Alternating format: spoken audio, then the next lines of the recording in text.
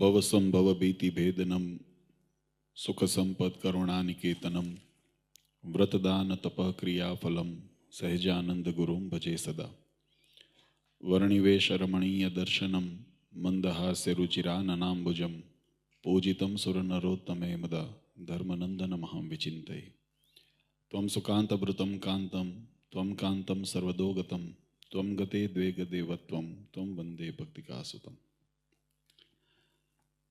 સર્વ અવતારી સર્વ કારણના કારણ આપણા સૌના મોક્ષદાતા ઈષ્ટદેવ ભગવાન શ્રી સ્વામિનારાયણ,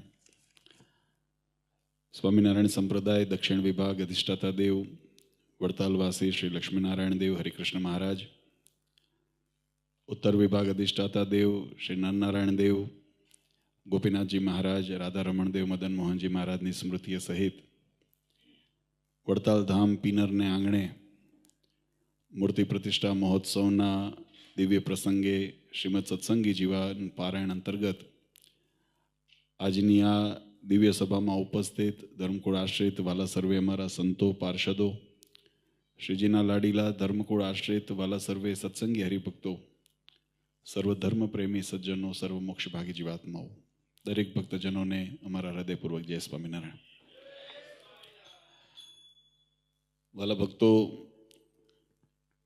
ભગવાન શ્રી હરિની પૂર્ણ કૃપાથી આજે લંડનની ધરતી ઉપર ભગવાન સ્વામિનારાયણ સ્થાપિત સિદ્ધાંત અને પરંપરા પ્રમાણે ઉપાસના ભક્તિનું મોક્ષનું સદાવ્રત એને કાયમ ખુલ્લું રહે અને ભગવાનની ભક્તિ કરી જીવાત્મા ભગવાનના ધામની પ્રાપ્તિ કરી શકે એવા શુભ સંકલ્પ સાથે જે સત્સંગના પોષણ અને પુષ્ટિ માટે મંદિરનો આશ્રયની આવશ્યકતા આપણા સૌના હૃદયની અંદર હતી, આજે સંકલ્પ આપણો પૂર્ણ થવા જઈ રહ્યો છે. અને આનંદની વાત કે જેમ હમણાં અમારા ભક્તિ સ્વામીએ પણ સભાની અંદર વાત કરી કે રૂપિયાથી તમે ઇમારત ઊભી કરી શકો. અમે પણ ઘણી જગ્યાએ મંદિરો નિર્માણ થતા હોય અથવા તો એનું ખાતમુહૂર્ત કરતા હોઈએ ત્યારે આ વાત કહેતા હોઈએ છીએ કે ઈંટ ગારો પથ્થર વગેરેથી ઇમારત ઊભી થઈ શકે, પણ જો મંદિર નિર્માણ કરવું હોય તો એની અંદર પાયામાં ભક્તિ રેડવી પડે. અને એ ભક્તિનું સ્વરૂપ કેવું છે તો કે ભગવાનની પ્રસન્નતાને અર્થે આ વાત વચનામૃતની અંદર ભગવાન સ્વામિનારાયણે સમજાવી. મહારાજ કે જીવાત્મા જે કંઈ કર્મ કરે છે એ ભગવાનને સ્મૃતિમાં રાખીને ભગવાનને રાજી કરવાને અર્થે કરે છે, તો એ તમામ કરેલું કર્મ એ ભક્તિ પરિણમે છે.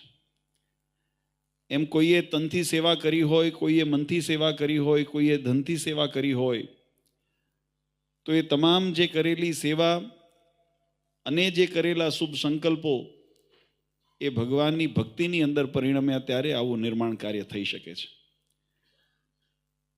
આ જીવનની અંદર આપણા સનાતન ધર્મની વિશેષતા જે આપણે કાયમ ગઈએ છીએ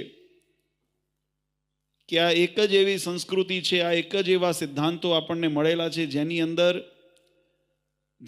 જીવાત્મા માટે ન કેવળ લૌકિક પણ પારલૌકિક એટલે કે સંસારનો ત્યાગ કર્યા પછી જીવાત્માને શું ફળની પ્રાપ્તિ થાય એની ચિંતન અને એની ચિંતા કરી એના સિદ્ધાંતોને અથવા તો એના ફળશ્રુતિની પ્રાપ્તિના માર્ગને પ્રશસ્ત કરવામાં આવ્યો છે.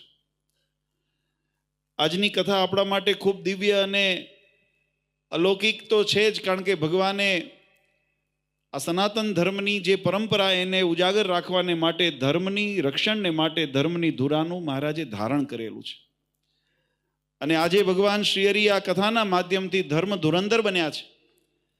અને એ ધર્મ ધુરંધર બનતાની સાથે ભગવાને જીવાત્માને જે બે જેમ કહેવાય કે અભયદાન પ્રદાન કર્યું છે, એ બંને અભયદાન આપણા સૌના જીવન માટે એક ન કેવળ અમે ઘણી વખત કહીએ કર્મથી મળે ને એને ફળ કહેવાય, પણ કર્મથી વિશેષ મળે ને એને કૃપા કહેવાય.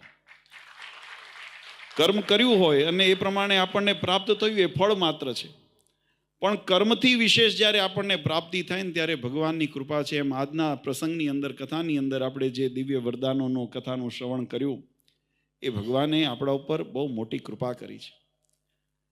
આ સંસારની અંદરથી જીવાત્માને ભવસાગર તરવાને માટે, આમ તો ભગવદ્ ગીતાની અંદર ભગવાન કૃષ્ણએ બહુ સુંદર એનો ઉપદેશ અર્જુનજીને આપતા કીધું કે આ મારી માયા તરવી અતિ દુષ્કર છે, બહુ ગહન છે, મારી માયા સામાન્ય તરાય નહીં. પણ જેને મને પ્રાપ્ત કર્યા છે, એટલે કે જે અમારા આશ્રયની અંદર રહ્યો છે, એ જીવાત્મા માયાને તરી શકે છે. વચનામૃતની અંદર પણ આ વાતને ભગવાન સ્વામિનારાયણે એવી રીતે સમજાવી. તમે જુઓ, જગતની અંદર આપણને વિષયનો યોગ થતો હોય, જગતના સુખોનો, શરીરના સુખોનો આપણને યોગ થતો હોય, તો આપણને મનમાં એમ થાય કે એની વચ્ચે રહેવું ને એનાથી રક્ષણ કેમ મેળવવું. આપણને ઘણી વખત મનમાં મૂંઝાય.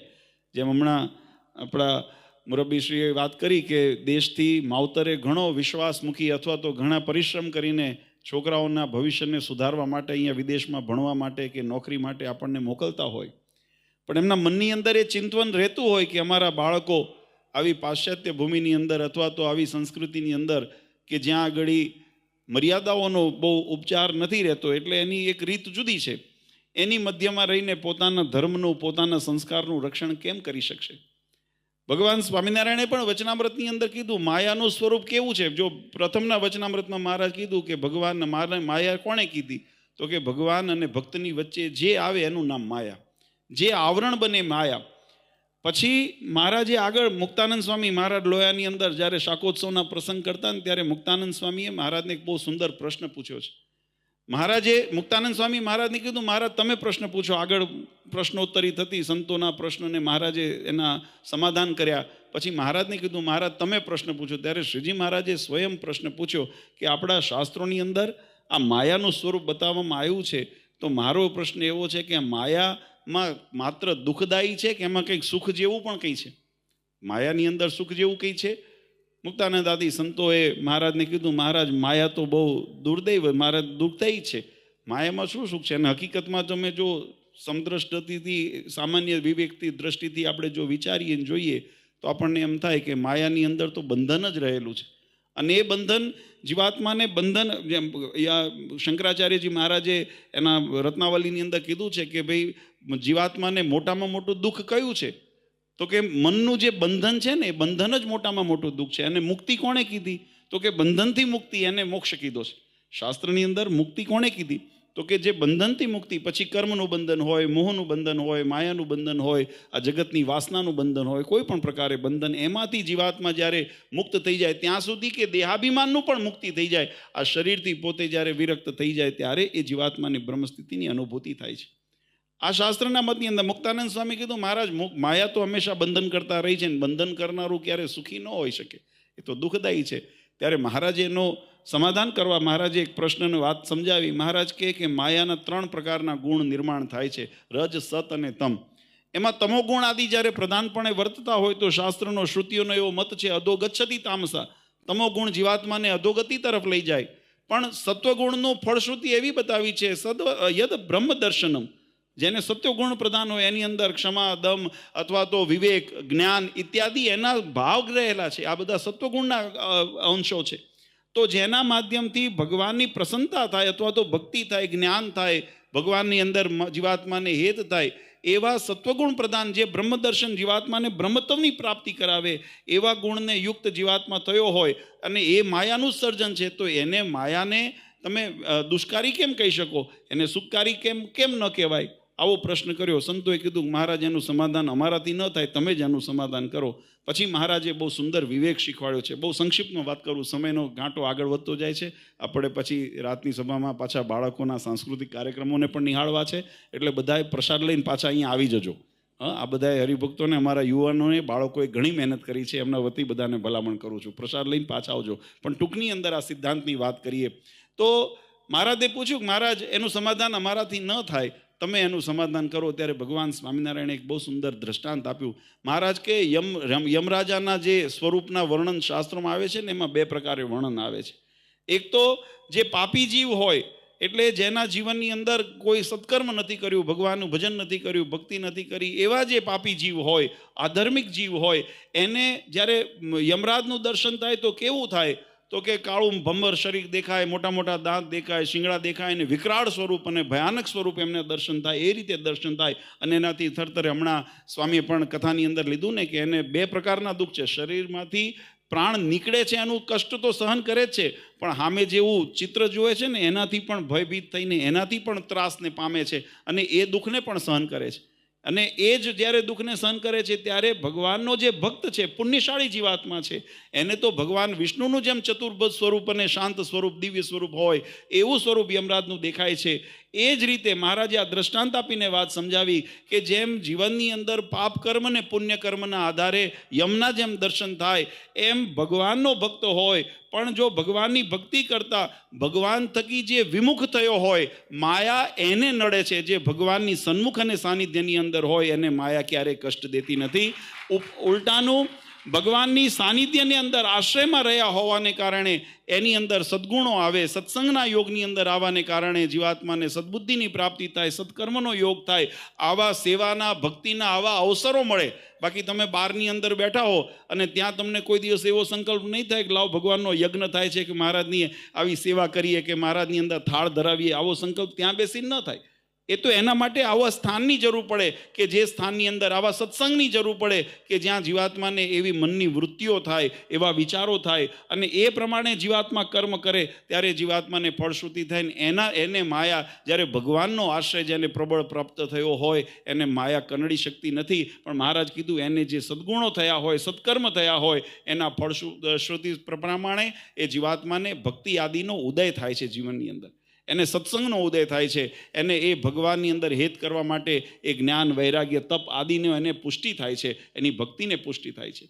એટલે કહેવાની પાછળનો વાલા ભક્તો હેતુ એ છે કે આજે આપણે જે દાખલો કરીએ છીએ ને, આ દાખલો ન કેવક આપણે લૌકિક અને લૌકિક સુખ તો મહારાજે માંગ્યું કે અમારો આશ્રિત અન્ન વસ્ત્રે આબરૂ કરીને દુખ્યો ન થાય, એટલે લૌકિક ચિંતા તો ભગવાને, જેમ કૃષ્ણચંદ્રએ અર્જુનજીને કીધું કે તમે બધા વિચારોનો ત્યાગ કરીને મારા શરણમાં આવો તો યોગ ક્ષેમમ મહામ્યહમ, તમારા યોગ અને ક્ષેમનું વહન અમે કરશું. એમ ભગવાન સ્વામિનારાયણે પણ આપણા ઉપર વરદાન આપ્યું. આ ઘોર કળીકાળની અંદર જીવાત્મા ત્રિવિધ તાપમાં તપતો હોય, અનેક પ્રકારના કઠણ પ્રારબ્ધ લઈને આવ્યો હોય, અનેક કસોટીઓ લઈને આવ્યો હોય, પણ મહારાજ કે ભગવાનના એકાંતિક સંતો ભક્તો જો જીવાત્મા ઉપર રાજી થાય ને તો રંક હોય રાજા થાય. આવી મહારાજે જેના ઉપર પ્રાપ્તિ બતાવી હોય, અને રાજા થાય એટલે એવું ન વિચારશો કે ભાઈ મને રાજપાઠ મળી જાય.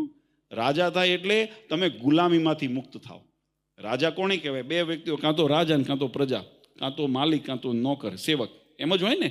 તો એની અંદર ત્યારે તમે સેવામાંથી મુક્તિ થાવ એનો મતલબ કે ગુલામીમાંથી મુક્તિ થાવ. અને ગુલામી કેની? તો આ કે જગતના વિષય વાસનાઓની ગુલામીમાંથી, અંતરશત્રુઓની ગુલામીમાંથી, આ જગતના બંધનની ગુલામીમાંથી, અનેક પ્રકારની તૃષ્ણા અને જે વાસનાઓ છે એની ગુલામીમાંથી જીવાત્મા મુક્ત થાય અને જીવાત્મા ભગવત પરાયણ થઈને ભગવાનના સુખે સુખ્યો થઈ જાય. એને મહારાજ કે અખંડ આનંદની અનુભૂતિ થાય. ગઈકાલે મારે શાસ્ત્રી સ્વામી કહેતા હતા ને કે જે અસીમ એવું જે સત્સંગનું જે ભગવાનનું જે સુખ છે, એવા અસીમ અને અમાપ એવું જે ભગવાનનું સુખ છે, એની સુખની અનુભૂતિથી જેના સુખની આગળ આ સંસાર કે શું ત્રિભુવનના સુખ જેને માઇક કીધા છે, એવું પરમાત્માના સુખની અનુભૂતિ જીવાત્માને થાય. પછી રાખ થઈને સીધને ફરવું.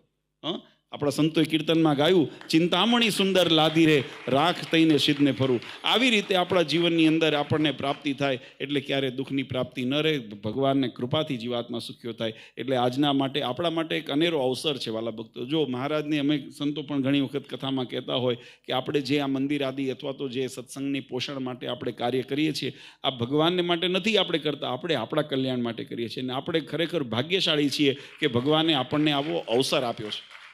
નહીતર તો આવો સંકલ્પ થવો અઘરો છે.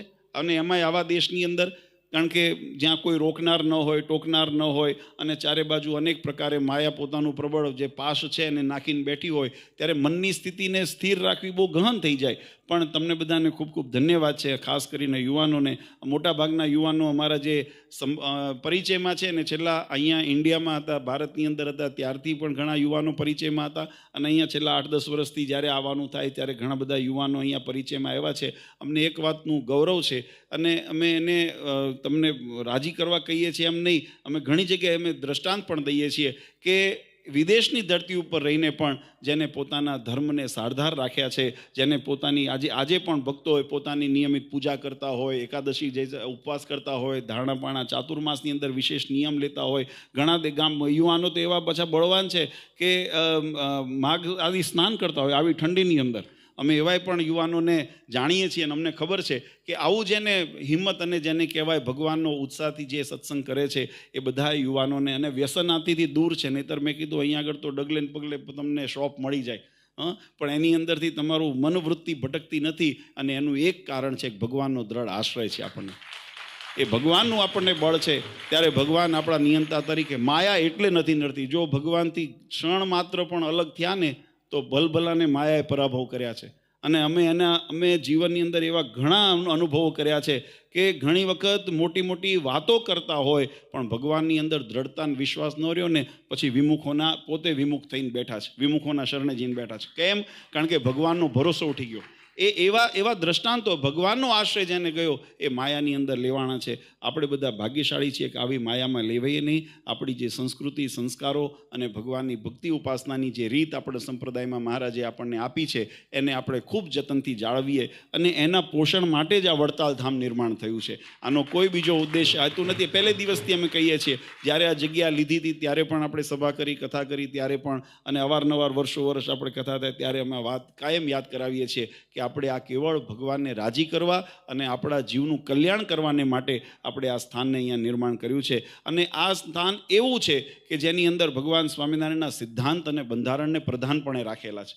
ભગવાન સ્વામિનારાયણે જે સત્સંગી જીવન દેશ વિભાગના લેખની અંદર જે આજ્ઞાઓને મર્યાદાઓ કરી, એ મર્યાદાઓને શિક્ષાપત્રીની અંદર મહારાજે જે આજ્ઞાઓ કરી એને સરદાર પાલન કરીને એનું જે રૂપરેખા છે એ પ્રમાણે જ આ મંદિરનું કાર્ય આપણે કર્યું છે. અને કાલે આવતા પરમ દિવસે એની અંદર એ જ ભાવથી આપણે ભગવાનને સાક્ષાત અહીંયા બિરાજમાન કરશું. એટલે આપણા માટે તો વડતાલ ધામ આપણે કહીએ છીએ, પણ હું કહું તો અતિશયોક્તિને આપણા માટે સાક્ષાત અક્ષરધામ છે.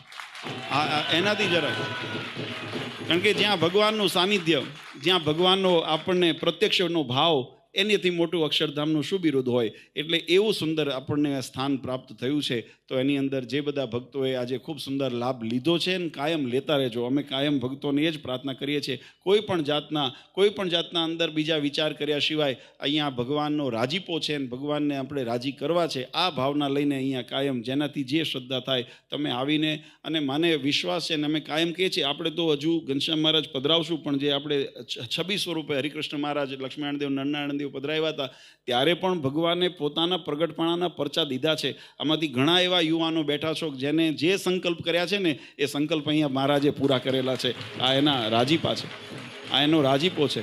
અને એ જ પ્રગટ સ્વરૂપ ભગવાન મહારાજ ઘનશ્યામ મહારાજ સ્વરૂપે આપણને પ્રાપ્ત થવાના છે. તો ખૂબ એનો બધા લાભ લેજો. અને ભગવાનને અમે પ્રાર્થના કરીએ કે જે બધા અહીંયા આગળ જેના શું કહેવાય PR ન થયા હોય PR થઈ જાય, જેને નોકરી ન મળી હોય નોકરી મળી જાય, જે એકલા ફરતા હોય એ 2 થઈ જાય, બધા 2 હોય તો એના 3 થઈ જાય. આ બધું દૈહિક લૌકિક સુખ તમને ભગવાન આપશે. આની અંદર એ વિશેષ એના માટે અમે અને રાજી છીએ. પરિવાર મોટો થાય, માવતર રાજી ન થાય, એમ અમારો પરિવાર સુખ્યો થાય, રાજી થાય, અમે બહુ વિશેષ એમાં રાજી. પણ એની સાથે સાથે એક બધા ભક્તોને ભલામણ કરું. આપણા સંતોએ બ્રહ્માનંદ સ્વામી એક બહુ સુંદર લખ્યું કે શિર સાટે નટવર વરીએ, પાછા તે પગલાં નવ ભરીએ. જેમ ભગવાનને આપણે વરવા નીકળ્યા છીએ, હા, એમાં એક બહુ સુંદર વાત કરી છે કે મેં અંતરદ્રષ્ટિ કરીને જોયું, જૂતું ડાપણને ન ડોળ્યું મેં. ભગવાન બ્રહ્માનંદ સ્વામી એમ કહે કે મને ભગવાનનો રાજીપો કેમ, મને શિરસાટે આવી ખુમારી સત્સંગની કેમ આવી? તો બ્રહ્માનંદ સ્વામી એમ કીધું કે મેં ડાપણ એમાં ડોળ્યું નથી જરાય. શું કર્યું? તો ડાપણ ન ડોળ્યું તો આજ્ઞાનું પાલન કર્યું. આજ્ઞાનું મેં જૂઠું ડાપણ ડોળ્યું નથી. બ્રહ્માનંદ સ્વામીના શબ્દો છે કે મને આજે બ્રહ્મનો આનંદ કેમ મને થયો. જે આ કથા તો બહુ વિસ્તારથી છે, પણ આપણને સમય મર્યાદા બાંધે છે અને એટલે વધારે સમય નથી લેવો. પણ બહુ સુંદર બ્રહ્માનંદ સ્વામીના જીવન ચરિત્રને જો અનેક કસોટી પસારમાંથી પસાર થયા અને છેવટે બ્રહ્મનો આનંદ ભગવાન સ્વામિનારાયણને આ સંસારમાંથી વિદાય લેવી હતી ને તો ભગવાનને કહેવું પડ્યું કે આ બ્રહ્માનંદને મારાથી દૂર કરો ને મને જવા નહીં દે. આવી જેમનો ભગવાન પ્રત્યેનો અહોભાવ બ્રહ્માનંદ સ્વામીને હતો, એ બ્રહ્માનંદ સ્વામીને એવી સ્થિતિની પ્રાપ્તિ ક્યારે થઈ બ્રહ્માનંદ સ્વામી કીર્તનની અંદર લખ્યું કે શીરસાટે નટવર વળીએ, પછી અમે એની અંદર કે મેં જૂઠું મારું પોતાનું કોઈ ડાપણ કર્યું નહીં, જેમ ભગવાને કીધું ને જેમ એમની જીભ વળે એમ મેં મારું જીવન સમર્પિત કર્યું, ત્યારે ભગવાન મારા ઉપર રાજી થયા. એટલે અમારી બધા ભક્તોને એ જ ભલામણ છે કે ડાપણ કરવા મહેરબાની કરીને ન આવશો. એની પાસે ઘણું ડાપણ છે. જે પરબ્રહ્મ પુરુષોત્તમ નારાયણ અનંત બ્રહ્માંડોનું જે ઉત્પત્તિ પાલન પ્રલય કરે છે, એક રૂવાડાની અંદર અનંત બ્રહ્માંડો જેને ઉડતા હોય, જેના ભ્રગુટીના વિલાસની અંદર અનંત બ્રહ્માંડો ઉત્પત્તિ પાલન પ્રલય પામતા હોય, જેની આજ્ઞાની અંદર આપણે સ્તુતિની અંદર કહીએ છીએ ને કે સૂર્ય ચંદ્ર રવિ શશિ ગ્રહો આદિ ભગવાન જેની આજ્ઞાની અંદર રહેતા હોય, એ પરબ્રહ્મ પુરુષોત્તમ નારાયણ પાસે ઘણું બધું ડાપણ હતું. અને એ પોતાનું ડાપણ એ ભગવાને આપણને શિક્ષાપત્રી રૂપે, સત્સંગી જીવન રૂપે, દેશ વિભાગના લેખ રૂપે, શાસ્ત્ર રૂપે આપણને આપીને ગયા છે. હવે આપણે દોઢ ડાપણ કરવાની જરૂર નથી. એટલે એનું કોઈ પણ ડાપણ કરીને એની અંદર વિકાર ઉત્પન્ન થાય અથવા તો એની અંદર ફેરફાર કરીને આપણે એનાથી ડાયા છીએ એવું સિદ્ધ કરવાની જરૂર નથી. આપણે એના દાસ છીએ એટલું સિદ્ધ કરીએ ને તો ભગવાને કીધું માખણમાંથી જેમ મવાળો ખેંચે ને એમાં ભવસાગરમાંથી જીવાત્માને લઈને અમારા ધામ સુધી અમે પહોંચાડીશું. આ સંતો દાખલો કરતા હોય, આ હરિભક્તો દાખલો કરતા હોય કે જે બધાએ આપણે મહેનત કરીએ છીએ આ સફળ ત્યારે થાય કે આપણા હૃદયની અંદર એ નિષ્ઠા આપણી દ્રઢ થાય અને ભગવાનનો રાજીપો આપણા ઉપર ઉતરે. ખરેખર વધારે સમય નથી લેવો, પણ પુનઃ એક વખત દરેક ભક્તોને અમે અંતરથી ખૂબ ખૂબ શુભકામના અને આશીર્વાદ આપીએ છીએ. તમારા બધાનો ઉત્સાહ જોઈને અમને પણ આનંદ થાય છે. આ બધા જે ભારતથી હરિભક્તો આવ્યા છે, અમારા અમેરિકાથી, કેનેડાથી બધા હરિભક્તો આવ્યા છે ને, એ તમારું અહીંથી એ છાપ લઈને જશે ને ત્યાં બધાને કહેશું અમે, આ બધા અમે સાક્ષી, અમે સંતો કહીશું કે જો ખપ હોય ને તો શું ન થાય. આ વાત આપણા ભક્તો અહીંયા પૂરા કરી. મહારાજે વચનામૃતમાં આ વાત લખી છે. મહારાજ કે ભગવાનનો મહિમા જેને હોય, ભગવાનના સંતોનો મહિમા હોય તો શું ન થાય. ઘણા એનો વિકૃત અર્થ કેવો કરે, એમાં લખ્યું છે મહારાજે કે ઘરબાર છૂટે, મિલકત છૂટે, દાન બધું છૂટે. એટલે મૂળ મોહ એમાં વસ્તુમાં પદાર્થમાં મોહ નથી, ભગવાનમાં મોહ છે અને એ છૂટે. એટલે ઘણા એમ કહે કે ભાઈ છોડ દેવું, પણ એમાં મહારાજ કીધું કે ભગવાનની અંદર જે જોડતા હોય ને એને છોડવાની વાત નથી, ભગવાનથી તોડતા હોય ને એને છોડવાની વાત છે. ભગવાનમાંથી જે તોડતા હોય, તમને સાચું ખોટું સમજાવીને, શાસ્ત્રના અર્થવડા કરીને અથવા તો પોતાના સ્વાર્થને પ્રધાનપણે બતાવીને ભગવાનથી છેટા લઈ જાય ને એને છોડવાનો છે. આપણે કથાની અંદર આવે છે વિભીષણ હતા, એને રાવણને છોડ્યો તો એ ભય હતો એટલે છોડ્યો એટલું નહોતું, અથવા રાજનું જોઈતું હતું એટલે છોડ્યો નહોતો, પણ એને અધર્મનો આશ્રય લીધો, ધર્મનો માર્ગ ત્યાગ કર્યો એટલે પોતાને છોડ્યા. તો એવા દ્રષ્ટાંતો આપણા શાસ્ત્રોની અંદર પડ્યા છે. એમ આપણે પણ જીવનની અંદર ભગવાનની પ્રાપ્તિ થાય એની સાથે સંબંધ રાખવો, જેનાથી ભગવાન આપણાથી દૂર જતા રહે, એનો મોહ ત્યાગ કરી દેવો, એનો સંગનો ત્યાગ કરી દેવો. અને એ રીતે જો રહીશું ભગવાન આપણી રક્ષા કરશે. મહારાજ કહે કે ભગવાન બુદ્ધિ કાબૂમાં કેમ નથી રાખતા, તો મહારાજ કહે તમારો સંગ એવો રાખ્યો છે. તમે તબલાની થાપ પડતી હોય, મદિરા પાન થતું હોય અને નૃતિકાઓ નૃત્ય કરતી હોય અને પછી કહો ભગવાન મતી ઠેકાણે કેમ રાખી. પણ તમે બેઠા ત્યાં જઈને, અહીંયા જે ન બેઠા હોત તો મતી ઠેકાણે જ હતી, પણ તમે એવામાં જઈને બેઠા, ચારે બાજુ દાવાનળ સળગાવો. અહીંયા તમારે બોન ફાયર કે છે ને, બોન ફાયર ચારે બાજુ સળગાવવાનું, વચ્ચે બેવાનું. પણ અત્યારે તો શિયાળો છે, સારી લાગે કદાચ, પણ ભર ઉનાળાની અંદર ચારે બાજુ બોન ફાયર કરીને બેઠા હોય, વચ્ચે બેહો, પછી કોક શીતળતા અનુભવાતી નથી. ક્યાંથી અનુભવાય? આ દેવતા તમે ચાંપ્યો છે, દેવતાને દૂર કરો. આ દેવતાને દૂર કરો તો ટાઢક આવે ને, તો શીતળતાની અનુભૂતિ થાય. એમ આપણે પણ કર્મ સંગ આદિની અંદર ખૂબ સાવધાન રહેવું, અંતરશત્રુથી સાવધાન રહેવું અને ભગવાનની ભક્તિને બળ રાખીને ભગવાનનો આશ્રય દ્રઢ કરીને રાખીએ તો મહારાજ ચોક્કસ આપણી રક્ષા કરે છે. એટલે અંતે કર્મની ગતિ ફળ છે અને ફળની ગતિ ભગવાનની કૃપા છે. એટલા માટે આપણને આ શાસ્ત્ર સિદ્ધાંત બતાવ્યો છે. આજે કથાની અંદર પણ ખૂબ સુંદર ભગવાનના, મેં કીધું આ તો ગાગરમાં સાગર સમાવા જેવું છે. આ ચરિત્રો એવા મધુર છે ને એટલા આમ જ્યારે ગવાતા હોય ને તો અમારા તો રૂવાડા ઊભા થઈ જતા હોય. અમને મહારાજ આમ પ્રત્યક્ષ એ ચરિત્ર કરતા હોય. ભગવાનના ચરિત્રની અંદર એટલી દિવ્યતા રહેલી છે. આજે પણ ભગવાનના એ દિવ્ય ચરિત્ર એ રામાનંદ સ્વામીને ભેટતા હોય ને તો આપણને આમ છાતીની અંદર એની અનુભૂતિ થાય કે રામાનંદ સ્વામીને ભગવાન કેટલો અહોભાવ મિલાપ કેવો દિવ્ય થયો હશે. અને એ પ્રસંગને આ તો આપણને ત્યાં, અને કદાચ રહીશું તો કાંકરા વાંકરા બનીને એ જન્મ એ કદી હશે તારે પુણ્ય કોકના ચરણ આપણને અડ્યા હશે ને કોઈ મુક્તોના, એટલે આપણે અહીંયા માણા થઈને બેઠા ને સત્સંગમાં આવ્યા, એ પુણ્ય હશે ને કંઈક. એટલે એ પુણ્યના પ્રતાપે આપણે અહીંયા બેઠા છીએ. પણ હવે એવો દાખલો કરી લઈએ કે આપણા જીવને અહીંથી ભગવાનના ધામમાં સીધું સ્થાન મળે અને એનો દાખલો કરીએ. તો વધારે સમય નથી લેવો. પુનઃ એક વખત બધા ભક્તોને ખૂબ ખૂબ અંતરથી અભિનંદન અને આશીર્વાદ આપીએ છીએ. વડતાલવાસી લક્ષ્મીનારાયણ દેવ, અમદાવાદના નારાયણ દેવ, આપણા સર્વ દેવોને ચરણારવિંદમાં પ્રાર્થના કરીએ કે અહીંયા લંડનની અંદર ખૂબ જે ભક્તિનો મહારાજે જેમ સદાવ્રતનો મોક્ષનો સદાવ્રત ખોલ્યો છે એમ અહીંયા આપણા વડતાલધામ પિનરને આંગણે પણ મોક્ષનું સદાવ્રત કાયમ ચાલુ રહે એવી હરિકૃષ્ણ મહારાજના ચરણારીંદમાં પ્રાર્થના કરી પરમ પૂજ્ય સનાતન ધર્મ ધુરંધર 1008 આચાર્ય શ્રી અજેન્દ્ર પ્રસાદજી મહારાજ, અસો ગાદીવાળા પૂજ્ય માતુશ્રી અને અમારા સમસ્ત ધર્મકુળ પરિવાર વતી આપ સૌને અંતરના આશીર્વાદ આપી મારી વાણીને વિરામ આપું. સહેજાનંદ સ્વામી મહારાજ.